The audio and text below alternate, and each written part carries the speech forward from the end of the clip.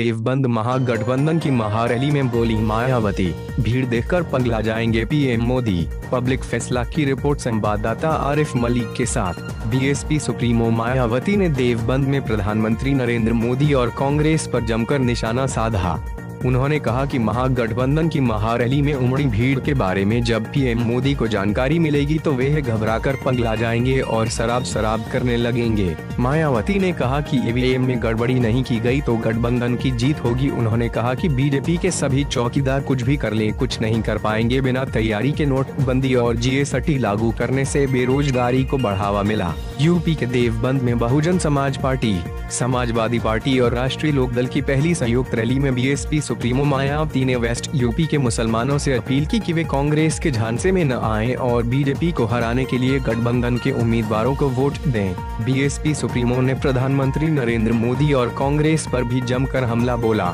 मायावती ने कहा कि महागठबंधन की महारैली में उमड़ी भीड़ के बारे में जब पीएम मोदी को जानकारी मिलेगी तो वे घबराकर पगला जाएंगे और शराब करने लगेंगे। बीएसपी नेता ने कहा कि अगर चुनाव या ईवीएम में गड़बड़ी नहीं की गई तो गठबंधन की जीत होगी। उन्होंने कहा, बीजेपी के छोटे बड़े चौकीदार कुछ भी कर लें, कुछ नहीं कर पाएंगे।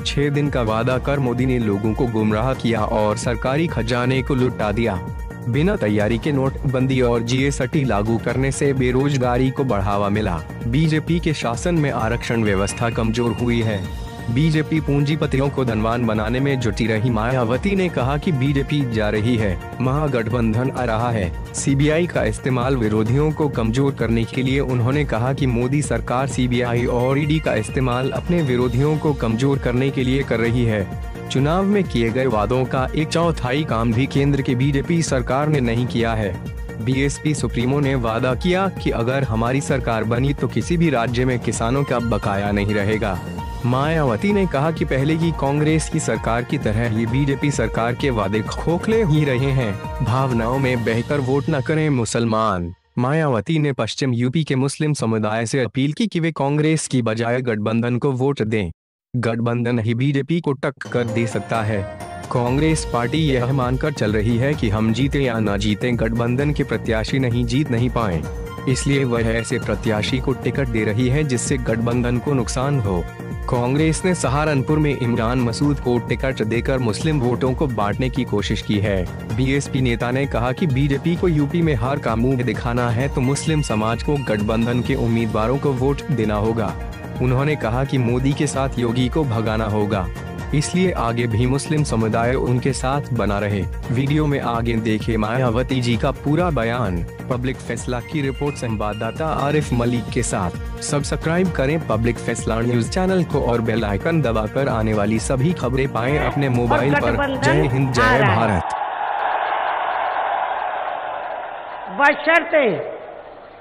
बशर्ते यदि इन्होंने इस चुनाव में या फिर से वोटिंग मशीनों में कोई बेईमानी व गड़बड़ी आदि नहीं की। लेकिन अब मैं आप लोगों का ध्यान इस चुनाव में यहाँ उत्तर प्रदेश स्टेट में बने अपने इस गठबंधन को कामयाब बनाने के लिए कुछ जरूरी बातों की तरफ दिलाना चाहती हूँ। और इस संबंध में मैं आप लोगों को ये कहना चाहूँगी कि आज़ादी के बाद काफ़ी लंबे समय तक केंद्र में व देश के अधिकांश राज्यों में भी ज़्यादातर सत्ता जहाँ शुरू में कांग्रेस पार्टी व इसके बाद बीजेपी एवं अन्य और पार्टियों के ही हाथों में केंद्रित रही है। किंतु यहाँ खास ध्यान देने की बात यह है कि कांग्रेस पार्टी के केंद्र में व अधिकतर राज्यों में भी लंबे अरसे तक रहे शासनकाल में इनकी अधिकांश रही गलत नीतियों व गलत कार्य प्रणाली की वजह से ही फिर इस पार्टी को केंद्र व काफ़ी राज्यों में भी सत्ता से बाहर जाना पड़ा है। और इस मामले में लगभग यही स्थिति हमें अन्य और पार्टियों की भी यहाँ देखने के लिए मिली है। और अब वर्तमान में देश में लोकसभा के लिए हो रहे आम चुनाव में बीजेपी भी केंद्र में इनकी सरकार की शुरू से ही चल रही खासकर आरएसएसवादी, पूंजीवादी, संकीर्ण, सांप्रदायिक, द्वेषपूर्ण व जातिवादी गलत नीतियों एवं गलत कार्य प्रणाली की वजह से इस बार सत्ता से जरूर बाहर चली जाएगी। भारतीय जनता पार्टी इस बार सत्ता से जरूर बाहर चली जाएगी और अब इस चुनाव में इनकी कोई भी नाटकबाजी व जुमलेबाजी आदि काम में आने वाली नहीं है और खासकर इस बार इनकी चौकीदारी की नाटकबाजी भी इनको नहीं बचा पाएगी।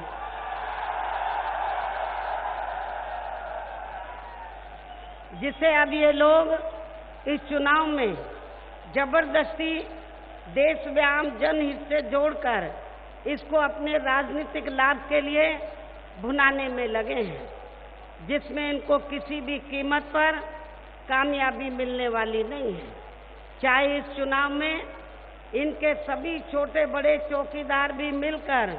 अपनी कितनी भी ताकत क्यों ना लगा लें। इसके साथ ही वर्तमान में प्रधानमंत्री श्री नरेंद्र मोदी ने यहाँ पिछले लोकसभा के हुए आम चुनाव में देश में विशेषकर गरीबों, मजदूरों, बेरोजगारों, कर्मचारियों, युवाओं, महिलाओं, किसानों, व्यापारियों व अन्य मेहनतकश लोगों के साथ साथ दलितों, आदिवासियों, पिछड़े वर्गों, मुस्लिम व अन्य धार्मिक अल्पसंख्यक समाज के लोगों को भी जो इन्हें अच्छे दिन दिखाने के असंख्य प्रलोभन भरे चुनावी वायदे किए थे, तो उनका अभी तक भी इन्होंने जमीनी हकीकत में लगभग 1/4 हिस्सा भी कार्य पूरा नहीं किया है, जिस पर से इनका ध्यान बांटने के लिए खुद प्रधानमंत्री श्री नरेंद्र मोदी ने इन चुनावों के घोषित होने के कुछ दिन पहले से ही देश में पिछले हुए लोकसभा आम चुनाव की तरह ही फिर से यहाँ किस्म किस्म के हथकंडे इस्तेमाल करके इन लोगों को गुमराह करने का भी पूरा प्रयास किया है, जिसके तहत ही ये पूरे देश में ये चुनाव घोषित होने वाले दिन तक भी अपनी सरकार की जबरदस्ती की असंख्य हवाई घोषणाएं व खोखले शिलान्यास एवं अधकच्चे कार्यों का ही उद्घाटन आदि करने में ही ज्यादातर जुटे रहे हैं और इन्होंने अपना ये अभियान पुलवामा में हुए आतंकी हमले वाले दिन तक भी बराबर जारी रखा है, जिससे इनके राष्ट्रभक्त व देशभक्त होने का भी काफी कुछ पर्दाफाश हुआ है। और इतना ही नहीं बल्कि इनके जबरदस्ती के किए गए इन कार्यक्रमों के प्रचार प्रसार व आयोजन पर भी इन्होंने देश की जनता के कई हजार करोड़ रुपए सरकारी खजाने के खर्च और कर दिए हैं, जबकि इस अपार धन को यहाँ देश के अति गरीब व अति बेसहारा लोगों के हितों में भी लगाया जा सकता था, किंतु ऐसा इन्होंने नहीं किया। और इस मामले में यहाँ मैं ये भी कहना चाहूँगी कि यदि इनकी पार्टी व सरकार तथा खुद प्रधानमंत्री श्री नरेंद्र मोदी भी इन सब लोगों के हितों के कार्यों के मामले में वास्तव में सही, ईमानदार व गंभीर होते, तो फिर अब इन्होंने चुनाव के नजदीक जो भी यहाँ जबरदस्ती के शिलान्यास व घोषणाएं आदि की हैं, तो इनको ये सभी कार्य यहाँ चुनाव घोषित होने से बहुत पहले ही काफी हद तक पूरे कर लेने चाहिए थे, किंतु ऐसा इन्होंने नहीं किया, बल्कि इसके स्थान पर इनका ज्यादातर समय व ताकत भी या इनके खास चहेते व बड़े बड़े पूंजीपतियों व धन्ना सेठों को ही और ज्यादा मालामाल व धनवान आदि बनाने में ही लगी रही है। इसके साथ साथ इन्हें हर स्तर पर बचाने के लिए इनकी पूरी चौकीदारी करने पर ही लगी रही है। इसके साथ ही आप लोग साइलेंट हो जाओ, ध्यान से मेरी बात को सुनो। इसके साथ ही प्रधानमंत्री श्री नरेंद्र मोदी की सरकार ने ये चुनाव घोषित होने से पहले देश की आम जनता को व विभिन्न क्षेत्रों में लगे लोगों को भी लुभाने के लिए अपनी सरकार के आखिरी व अंतरिम बजट में जो भी इन्हें सौगातें दी हैं, तो ये ज्यादातर इनकी केवल अपने राजनीतिक लाभ के लिए दी गई नामचार की खोखली चुनावी सौगातें हैं, इसके सिवाय कुछ भी नहीं है। जबकि यहाँ देश के किसान तो इस सरकार में शुरू से ही अपनी विभिन्न समस्याओं को लेकर काफी ज्यादा दुखी रहे हैं और अभी भी हैं। और खासकर उत्तर प्रदेश में तो यहाँ बीजेपी की सरकार ने अपने छोड़े गए आवारा जानवरों व पशुओं के जरिए इनको और भी ज्यादा बर्बाद करके रख दिया है। इसके साथ ही यहाँ गन्ना किसानों का बकाया पड़ा व इनकी पूरी कर्ज माफी का मामला तथा इन्हें मिलने वाली सभी सरकारी सुविधाएं भी ज्यादातर अब इनकी सरकारी फाइलों में या फिर इनकी खोखली बयानबाजी में ही सिमट कर रह गई हैं। जबकि आप लोगों को ये मालूम है कि जब उत्तर प्रदेश में मेरे नेतृत्व में यहाँ सरकार चल रही थी, तो मैं पश्चिमी यूपी के किसान भाइयों को ये कहना चाहती हूँ कि मेरी सरकार ने पूरे उत्तर प्रदेश में, आपके पश्चिमी यूपी में ही नहीं बल्कि पूरे उत्तर प्रदेश में किसानों का और खासकर गन्ना किसानों का जो बकाया पड़ा था, तो उसको हमने पूरा अदा कराया। और इतना ही नहीं, जिन प्राइवेट मिल मालिकों ने किसानों का बकाया नहीं दिया, तो मेरी सरकार ने बिना कोई देरी किए हुए उन्हें जेल की सलाखों के अंदर भेज दिया था। ये भी आप लोगों को मालूम है। और मैं आज आप लोगों को ये विश्वास दिलाना चाहती हूँ कि यदि केंद्र में हमें सरकार बनाने का मौका मिला, तो फिर पूरे देश में राज्यों को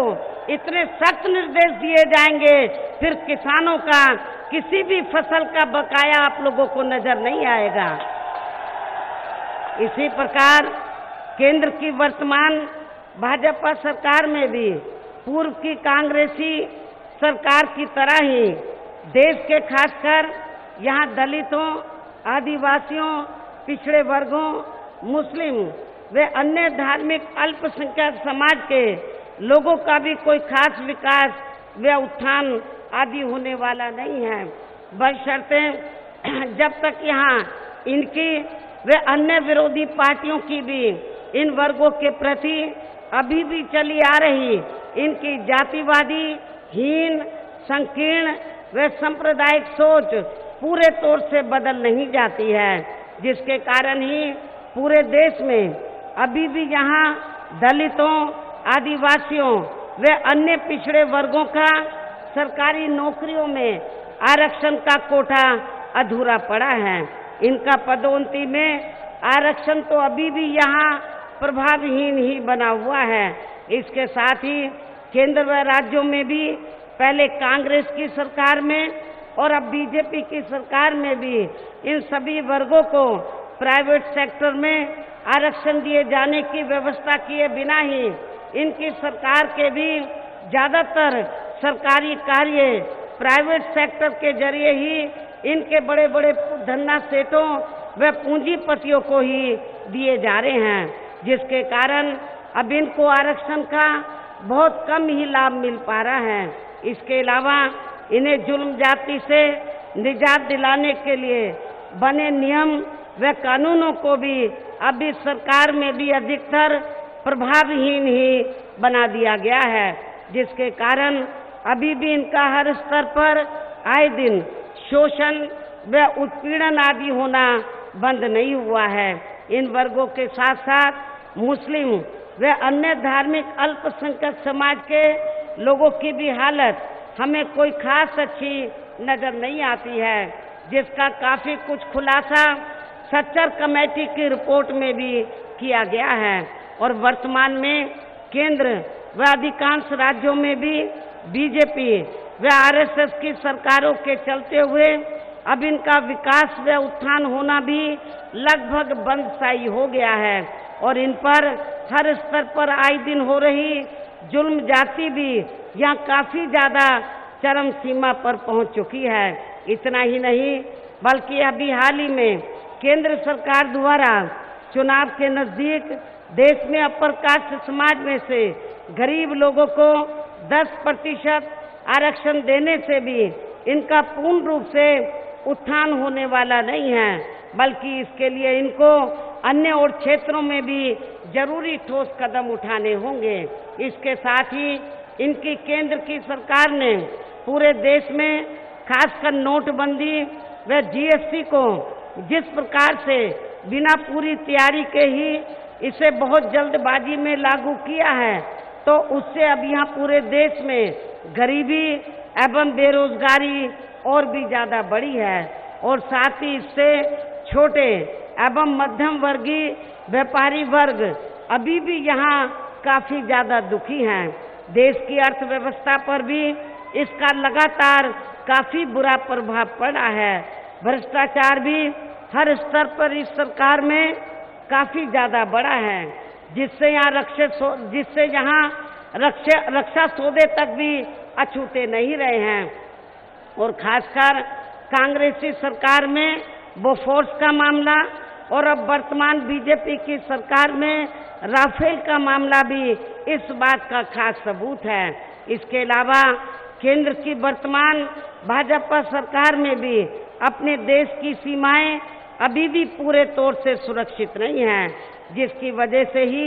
यहाँ आए दिन आतंकी हमले होते रहते हैं, जिसमें अभी तक भी यहाँ काफी ज्यादा जानी माली नुकसान भी हो चुका है। और इतना ही नहीं बल्कि इन्होंने केंद्र में पूर्व में रही कांग्रेसी सरकार की तरह ही अपने राजनीतिक स्वार्थ के लिए अपनी सरकार की खासकर सीबीआई, ईडी व आईटी आदि का भी अपनी विपक्षी पार्टियों के खासकर प्रभावशाली लोगों को जबरन फर्जी व गलत मामलों में फंसा के उन्हें कमजोर करने के लिए ही इनका काफी ज्यादा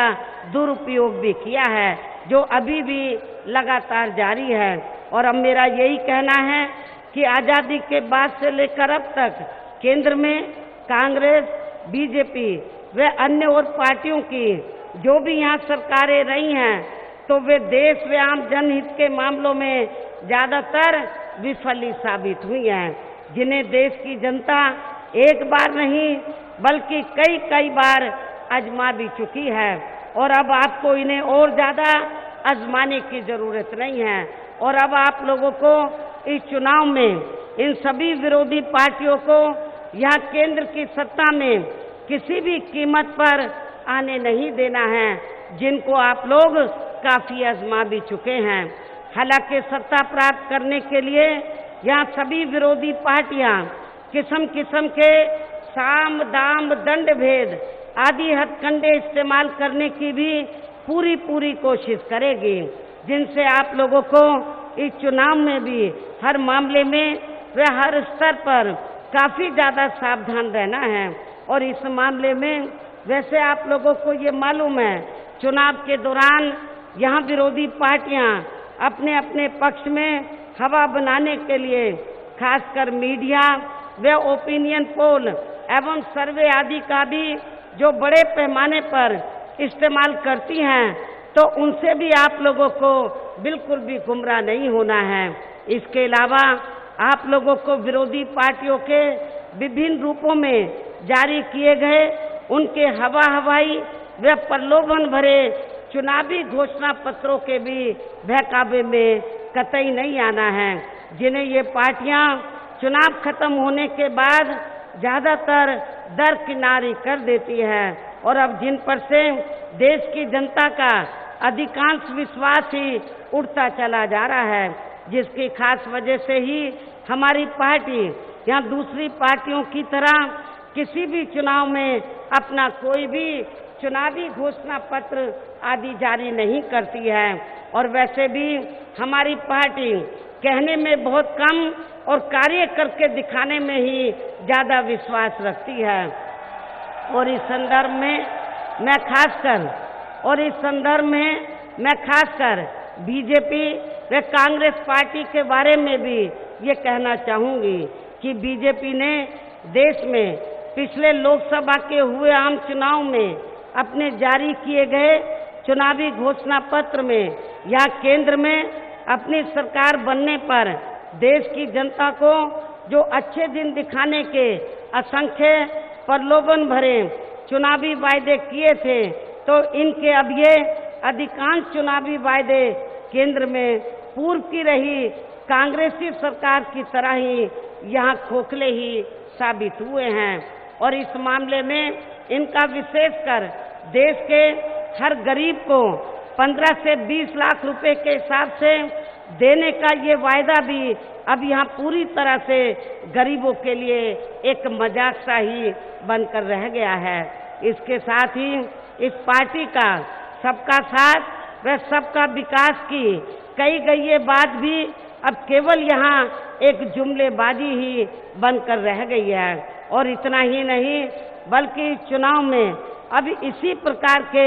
प्रलोभन भरे चुनावी वायदे कांग्रेस पार्टी भी कर रही है, जिनकी सरकार को इस मामले में पूर्व में यह देश की जनता काफी वर्षों तक आजमा चुकी है, जिसके कारण ही अब ये कांग्रेस पार्टी केंद्र के साथ साथ काफी राज्यों की भी सत्ता से बाहर हो चुकी है। और अब फिर से इस चुनाव में खासकर इस पार्टी के यानी कि कांग्रेस पार्टी के मुखिया ने देश के अति गरीब लोगों के वोटों को लुभाने के लिए इनको हर महीने 6,000 रुपए के हिसाब से देने की जो ये बात कही है, तो इससे भी इनकी गरीबी को दूर करने का कोई स्थायी हल निकलने वाला नहीं है। और वैसे भी केंद्र व राज्यों में हर 5 वर्ष में यहाँ ज़्यादातर सत्ता परिवर्तन ही होते रहते हैं, जिसे खास ध्यान में रखकर हमारा इस संदर्भ में ये कहना है कि यदि केंद्र में हमें सरकार बनाने का मौका मिलता है, तो तब फिर हमारी सरकार यहाँ देश में अति गरीब परिवारों को हर महीने 6,000 रुपये देने की बजाय बल्कि इसके स्थान पर उन्हें सरकारी व गैर सरकारी क्षेत्रों में स्थायी रोजगार देने की ही पूरी व्यवस्था करेगी। और वैसे भी बीएसपी की सोच व नीति के मुताबिक ये जटिल समस्या यहाँ हर हाथ को काम देने से ही केवल दूर हो सकती है। इसलिए बीजेपी की तरह कांग्रेस पार्टी के भी इस प्रलोभन भरे वायदे के बहकावे में या अति गरीब लोगों को कतई भी नहीं आना है, जबकि इस मामले में सभी ये जानते हैं कि इसी प्रकार की पूर्व में या कांग्रेस पार्टी द्वारा गरीबी हटाओ के नाम पर बनाए गए 20 सूत्रीय कार्यक्रम की नाटकबाजी इनकी दादी इंदिरा जी ने भी की थी। लेकिन इस संदर्भ में खास ध्यान देने की बात ये भी है कि यहाँ कांग्रेस, बीजेपी व अन्य विरोधी पार्टियों को भी केवल चुनाव के समय में ही या फिर सत्ता से बाहर रहकर ही इनको देश के खासकर अति गरीबों को 15 से 20 लाख रुपए देने की व अब हर महीने 6,000 रुपये देने की तथा इनके लिए अनेक और कार्य करने की ही याद क्यों आती है, ये भी सोचने की बात है। अर्थात इन पार्टियों को ये सब कार्य करने की अपनी सरकार में रहते हुए इनकी ये याद क्यों नहीं आती है, इस बात की तरफ भी आप लोगों को जरूर गंभीरता से सोचना होगा। इसी प्रकार कांग्रेस, बीजेपी व अन्य विरोधी पार्टियों के भी नेताओं को विशेषकर चुनाव के समय में ही ज्यादातर इन्हें यहाँ मंदिर, मस्जिद, चर्च, गुरुद्वारा व मजार आदि पर अपना माथा टेकने, चादर चढ़ाने व किस्म किस्म की पूजा पाठ आदि करने के साथ साथ खासकर भीड़ वाले क्षेत्र में पदयात्रा, खाट यात्रा व रोड शो आदि करने एवं गंगा यमुना में भी एवं गंगा यमुना में भी डुबकी लगाने व इनके बोट यात्रा करने की तथा अपने कमजोर क्षेत्रों में फिल्म कलाकारों को टिकट देने व इनके जरिए भीड़ जुटाने आदि की ही याद क्यों आती है? ये सब भी यहाँ काफी गंभीरता से सोचने की बात है। हालांकि इन सब मामलों में अब देश की जनता भी धीरे धीरे ये समझने लगी है कि ये सब केवल इनकी आड़ में इनके वोटों को लुभाने वे अपनी खुद की कमियों एवं विफलताओं पर पर्दा डालने की ही इनकी ये सब किस्म किस्म की कोरी दिखावटी नाटकबाजी है, इसके सिवाय कुछ नहीं है। इसके साथ ही गठबंधन के लोगों को यहाँ मैं ये भी सावधान करना चाहूंगी, पूर्व की तरह इस चुनाव में भी यहाँ विरोधी पार्टियों द्वारा पर्दे के पीछे से बनवाए गए विभिन्न संगठनों व पार्टियों के जरिए इनके खड़े किए गए उम्मीदवारों को भी अपना वोट इन्हें अपने यार दोस्त, रिश्ते नातों व जाति बरादरी आदि के चक्कर में भी पड़कर इनको कतई भी देकर खराब नहीं करना है, वरना फिर इसका थोड़ा बहुत लाभ यहाँ विरोधी पार्टियों को जरूर मिल सकता है। और इस संबंध में मैं खास तौर से पश्चिमी उत्तर प्रदेश के लोगों को, पश्चिमी उत्तर प्रदेश में आप लोगों को ये मालूम है कि यहाँ सर्व समाज के लोग रहते हैं, सभी धर्मों के लोग रहते हैं, लेकिन यहाँ पर पश्चिमी यूपी में और खासकर आपके सहारनपुर मंडल में, मेरठ मंडल में, मुरादाबाद मंडल में, बरेली मंडल में, ये कुछ ऐसे मंडल हैं जिन मंडलों में तो मुस्लिम समाज की आबादी काफ़ी ज़्यादा है, मुस्लिम समाज की आबादी काफ़ी ज़्यादा है। मेरा खासकर इस चुनाव में मुस्लिम समाज के लोगों को ये कहना है, आप लोगों को मैं ये सावधान करना चाहती हूँ और आप लोगों को भी मालूम है कि पूरे उत्तर प्रदेश में कांग्रेस पार्टी इस लायक नहीं है कि वो भारतीय जनता पार्टी को टक्कर दे सके। गठबंधन ही इस लायक है कि वो भारतीय जनता पार्टी को टक्कर दे सकता है। इसलिए मैं खास तौर से मुस्लिम समाज के लोगों को ये कहना सावधान करना चाहती हूँ, इस बात का एहसास कांग्रेस को भी है, लेकिन कांग्रेस पार्टी ने मुझे ये जानने के लिए मिला है, कांग्रेस पार्टी ये मानकर चल रही है हम जीते या ना जीते लेकिन गठबंधन नहीं जीतना चाहिए। तो इसलिए कांग्रेस पार्टी ने, जो मुझे रिपोर्ट मिल रही है, ज़्यादातर कांग्रेस पार्टी ने तो जगह जगह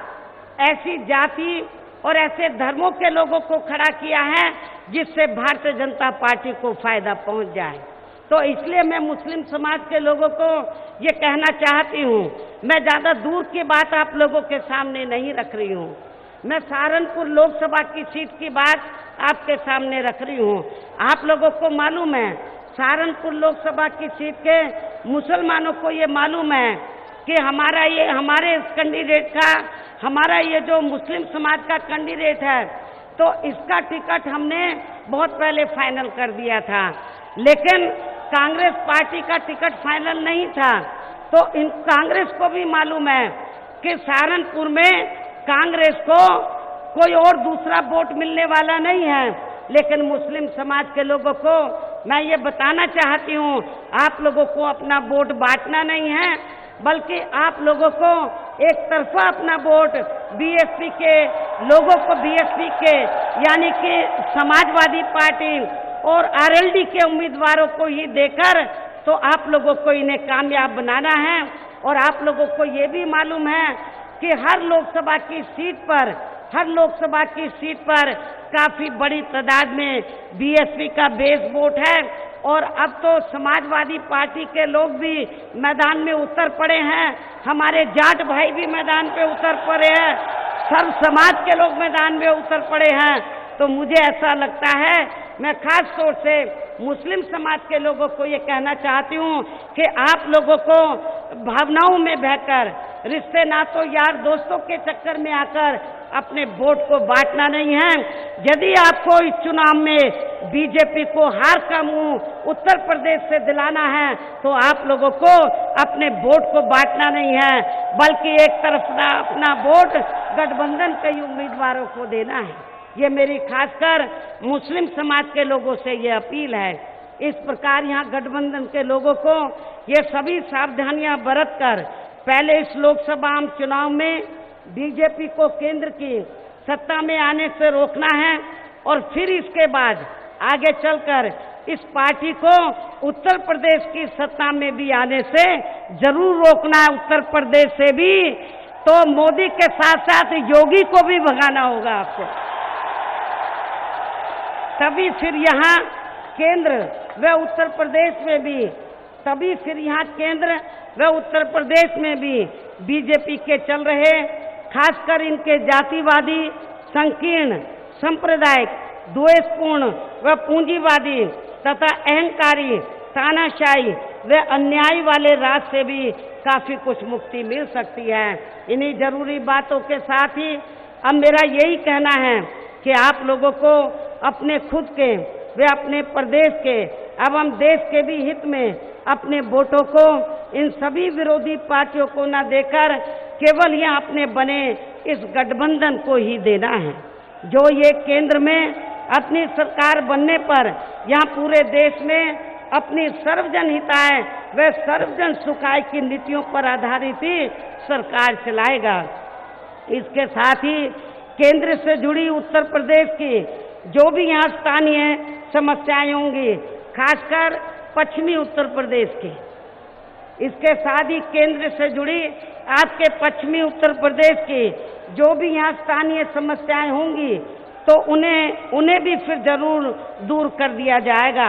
और इस मामले में मैं फिर इस बात को दोहराना चाहती हूँ, आपके पश्चिमी उत्तर प्रदेश में किसानों का हर स्तर पर विशेष ध्यान रखा जाएगा। इसके अलावा देश व आम जनहित के कार्यों को करने के साथ साथ यहाँ समाज में खासकर कमजोर एवं उपेक्षित वर्गों के हितों का हर मामले में विशेष ध्यान रखा जाएगा। और तभी फिर यहाँ हमारे महान संतों, गुरुओं एवं महापुरुषों में भी खासकर महात्मा ज्योतिराव फूले, श्री छत्रपति शाहू जी महाराज, श्री नारायणा गुरु, बाबा साहब डॉक्टर भीमराव अंबेडकर, डॉक्टर राम मनोहर लोहिया, चौधरी चरण सिंह व मान्यवर श्री कांशीराम जी आदि का भी अधूरा सपना जरूर साकार हो सकता है, जिसके लिए अब आप लोगों को या अपने इस बने गठबंधन के सभी उम्मीदवारों को जरूर कामयाब बनाना है। और इसके लिए अब आप लोगों को वोट पड़ने वाले दिन सबसे पहले सुबह उठते ही अपने अपने पोलिंग बूथों पर अपना वोट डालने के लिए जरूर जाना है। और इसके साथ ही मैं आप लोगों को ये भी कहना चाहती हूँ कि इस मामले में हमारी महिलाएं भी कतई भी पीछे नहीं रहेंगी। हमारे कार्यकर्ताओं का हर पोलिंग बूथ पे जो हमारी पोलिंग बूथ की कमेटी है, सेक्टर की कमेटी है, उनकी ये जिम्मेवारी बनती है कि कोई वोट हमारा पड़ने से ना रह जाए, उनका एक एक वोट डलवाना आप लोगों की ये नैतिक जिम्मेवारी बनती है। इस उम्मीद के साथ ही अब मैं आप लोगों से यही अनुरोध करती हूँ कि यहाँ उत्तर प्रदेश में बीएसपी, सपा व लोकदल के बने इस गठबंधन ने यहाँ आपके इस क्षेत्र में जिन लोगों को भी अपना लोकसभा का प्रत्याशी बनाया है तो उन्हें आप लोगों को जरूर कामयाब बनाना है। और इसके लिए यहाँ आपके सहारनपुर लोकसभा की सीट से इस गठबंधन के बीएसपी के उम्मीदवार श्री हाजी फजलुर रहमान को बिजनौर लोकसभा की सीट से, श्री मलूक नागर को कैराना लोकसभा की सीट से, वर्तमान में महिला सांसद तबस्सुम हसन को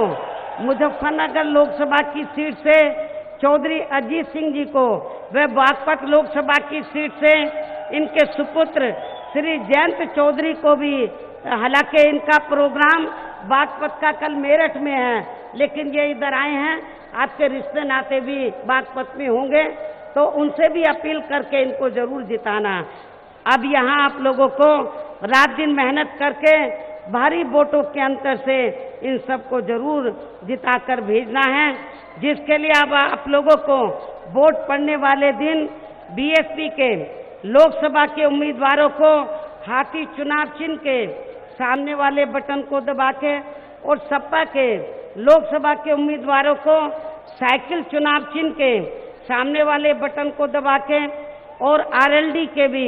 लोकसभा के सभी उम्मीदवारों को हैंडपंप चुनाव चिन्ह के सामने वाले बटन को दबा के ही देना है। इस खास अपील के साथ ही अब मैं अपनी बात यही समाप्त करते हुए आप लोगों से रजा लेती हूँ, लेकिन अब मेरे बोलने के तुरंत बाद ही सपा अध्यक्ष श्री अखिलेश यादव इस चुनाव को लेकर अपनी जरूरी बातें आप लोगों के सामने रखेंगे और फिर इनके बाद लोकदल के अध्यक्ष, लोकदल के राष्ट्रीय अध्यक्ष व मुजफ्फरनगर लोकसभा की सीट के भी उम्मीदवार चौधरी अजीत सिंह भी अपनी बात रखेंगे। और अब मैं अपनी बात यही समाप्त करती हूँ और मैं श्री अखिलेश यादव को कहती हूँ वे तुरंत आकर अपनी बात आप लोगों के सामने रखें। अब मैं आप लोगों से यही रजा लेती हूँ। जय भीम,